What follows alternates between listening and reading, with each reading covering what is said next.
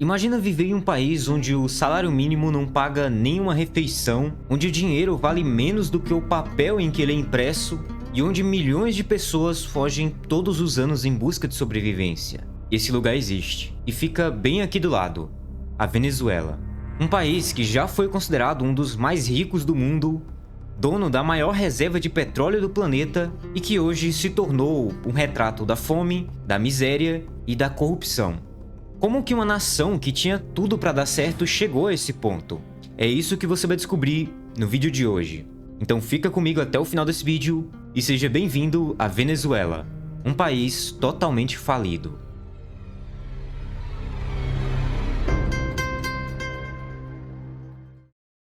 Imagina um país que há poucas décadas era visto como um dos mais prósperos do mundo.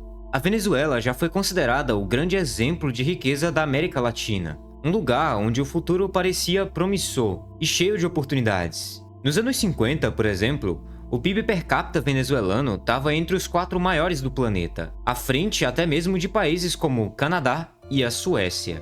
Então não era apenas a nação mais rica da região, era uma referência de desenvolvimento no mundo inteiro. Nas décadas de 70 e 80, a imagem da Venezuela era de um verdadeiro paraíso tropical que era muito associado ao luxo. O país se tornou famoso pelo consumo extravagante. Os venezuelanos eram conhecidos como alguns dos maiores apreciadores de uísque do mundo.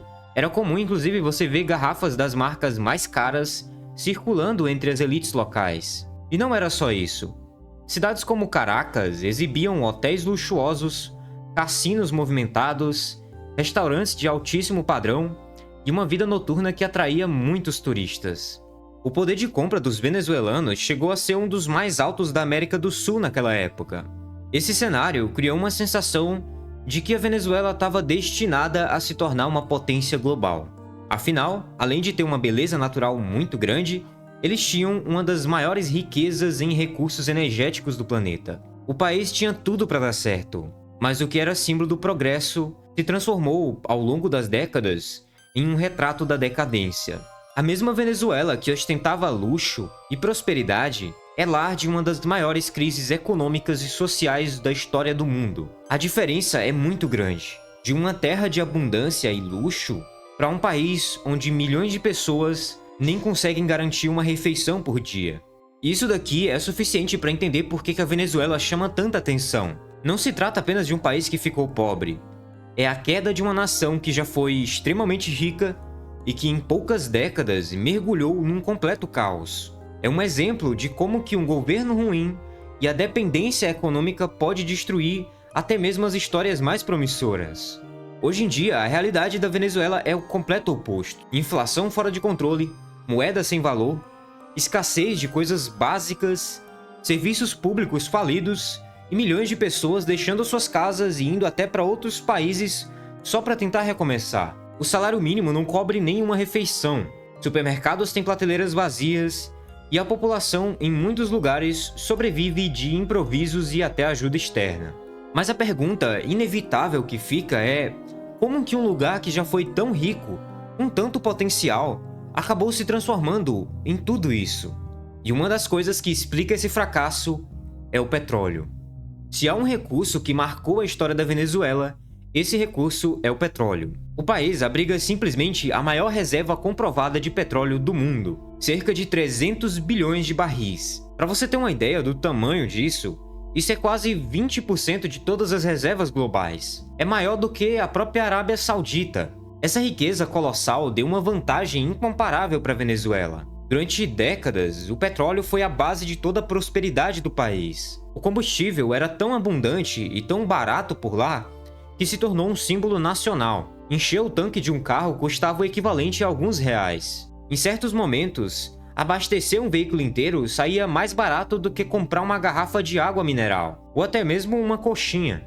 Mas esse presente da riqueza natural também trouxe consigo um problema muito grande: a dependência quase total dessa única commodity. Eu vou explicar. Em resumo, ao invés de usar o dinheiro do petróleo para diversificar a economia e investir em outras coisas, como tecnologia, educação, agricultura, a Venezuela concentrou praticamente todas as suas forças somente no petróleo. O resultado disso foi uma economia frágil que respirava ao ritmo do preço do barril no mercado internacional. Esse fenômeno é conhecido pelos economistas como doença holandesa. Em resumo, quando um país descobre e explora intensamente um recurso muito valioso, como o petróleo, ele pode acabar negligenciando outros setores da economia. Isso gera um crescimento muito rápido, mas que é pouco sustentável. Quando os preços internacionais estão em alta, a entrada de dinheiro parece infinita, mas quando esses preços caem, todo o sistema entra em colapso. Isso mostra o quão frágil e sem equilíbrio é esse sistema. E foi exatamente isso que aconteceu na Venezuela. Quando o petróleo rendia bilhões, o governo venezuelano usava essa fortuna para financiar programas sociais, distribuir benefícios, subsidiar produtos e manter uma vida aparentemente confortável para a população. Muitos venezuelanos recebiam casas, comida barata e até acesso facilitado a serviços básicos. Mas isso daqui é muito frágil. O sistema só funcionava quando o petróleo estava muito caro. Com a queda do preço do barril, a fonte principal da receita secou, e em vez de ajustar os gastos e cortar alguns excessos, o governo manteve o mesmo padrão de despesas. A solução encontrada por eles para sustentar tudo isso foi começar a imprimir mais dinheiro. E essa prática, conhecida como emissão descontrolada da moeda, pode até parecer uma saída no curto prazo, mas as consequências no futuro vão ser devastadoras. O resultado foi o que a gente chama de hiperinflação, que é quando os preços sobem de uma forma tão rápida que a moeda perde completamente o seu valor. Para você ter uma ideia, enquanto alguns países enfrentaram em 2021 uma inflação de cerca de 5 a 10%, que já é um cenário ruim, a Venezuela registrou em 2019 algo em torno de 1 milhão por cento. Isso significa que um produto que custava R$15 no início do ano poderia custar R$150 mil ou até muito mais em apenas 12 meses depois. Na prática, o dinheiro deixou de ter utilidade. As notas, que em teoria representavam valor, passaram a valer menos do que o papel em que elas eram impressas. Famílias inteiras precisavam carregar mochilas de dinheiro só para comprar um pão, um arroz ou algo bem mais básico. A cena que mais marcou esse período foram as fotos das montanhas de dinheiro. Um retrato aí muito triste do que o país acabou se tornando. E a população obviamente buscou alternativas. Começaram a substituir pelo dólar americano ou até mesmo pelo peso colombiano em algumas regiões de fronteira. É como se eles estivessem abandonando a sua própria identidade monetária. E essa hiperinflação não afetou apenas os preços, mas todo o funcionamento da sociedade. O salário mínimo passou a valer tão pouco que não cobria nem o custo de uma refeição. O mercado e os comércios entraram em colapso, as empresas fecharam as portas e a classe média, que já foi um símbolo de riqueza e consumo, praticamente desapareceu. Mas essa crise vai bem além de comida. O gás de cozinha, por exemplo, se tornou um luxo. Muitas famílias relatam ficar até 2 semanas sem gás, esperando a reposição. Nesse período, eles improvisam fogareiros, cozinham em fogueiras improvisadas, ou até mesmo dependem da ajuda de vizinhos e parentes.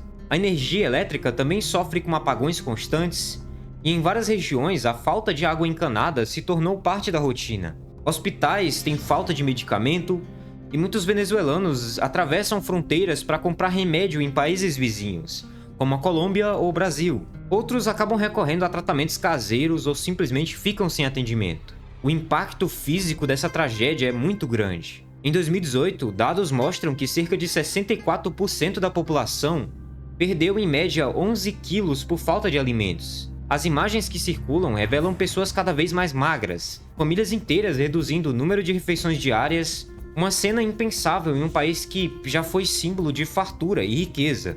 E ainda assim, é impressionante o quanto que o povo é resiliente e o quão hospitaleiros e legais eles são com pessoas que vêm de fora. É um povo que se recusa a perder sua humanidade mesmo nessa situação tão crítica. Quando a comida falta, o salário não vale nada e os serviços básicos deixam de funcionar, a gente não está mais diante de uma simples crise econômica. O que acontece na Venezuela é, acima de tudo, uma crise humanitária sem precedentes. O desespero empurrou milhares de venezuelanos para fora das suas casas. Estima-se que mais de 7 milhões de pessoas tenham deixado o país nos últimos anos. Um número tão grande que supera até o de refugiados da Ucrânia em pleno conflito. Famílias inteiras se separam, pais atravessam fronteiras em busca de trabalho, enquanto filhos e parentes ficam para trás esperando algum dinheiro enviado do exterior. Pontes que ligam a Venezuela à Colômbia, por exemplo, se tornaram corredores de sobrevivência. Todos os dias, milhares de pessoas cruzam a pé, carregando malas, sacolas ou até mesmo somente a roupa do corpo. E é tão triste ver isso porque a Venezuela é um país muito lindo e que tem muitas belezas naturais. Praias caribenhas de águas cristalinas, florestas tropicais muito lindas, montanhas que tocam as nuvens. Lá, por exemplo, tem o Santo Angel, que é a cachoeira mais alta do mundo, com quase 1000 metros de queda livre. É um espetáculo da natureza que em outros tempos atraía turistas de todos os lugares. Mas tudo isso tem um contraste muito grande com a realidade triste do país. A história da Venezuela não é apenas de um país vizinho que entrou em colapso. É também um alerta para o mundo inteiro. O primeiro ensinamento é sobre a dependência econômica. Confiar quase totalmente em um único recurso, como o petróleo, pode parecer vantajoso quando os preços estão altos, mas a realidade mostra que essa aposta é extremamente arriscada. Uma economia precisa ser diversificada, capaz de se sustentar, até mesmo quando um setor entra em crise. Caso contrário, o que deveria ser uma bênção se torna uma armadilha. Um outro ponto muito importante é a importância de uma boa gestão pública. Riquezas naturais por si só não garantem prosperidade. O que realmente faz diferença é como o governo administra esses recursos. E na Venezuela, eles sempre fizeram isso muito mal, e isso continua sendo feito até hoje da mesma forma. São sequenciais governos cheios de corrupção, que não atendem a população, não representam o povo, e continuam cometendo os mesmos erros ano após ano. E também tem a questão da estabilidade institucional. Sem democracia, sem transparência e sem políticas responsáveis, qualquer riqueza pode se perder. A queda da Venezuela mostra que governos que priorizam benefícios imediatos, sem pensar em consequências a longo prazo, acabam deixando cicatrizes muito grandes no país. E a última coisa que a gente pode aprender com a Venezuela é sobre a resiliência do povo. Mesmo diante da fome, da falta de serviços básicos, do êxodo em massa, os venezuelanos demonstram muita hospitalidade e muita solidariedade também com várias pessoas. Isso mostra que mesmo dentro de um caos político e econômico, ainda existe esperança e existe força humana. Bom, a Venezuela me lembra que a riqueza de hoje não garante o bem-estar de amanhã. E que o futuro de um país depende, acima de tudo, das escolhas que ele faz no presente. Muito obrigado por assistir até aqui. Meus mais sinceros agradecimentos a você que ficou comigo. A gente se vê em um desses vídeos que estão aparecendo aqui na sua tela. Até mais.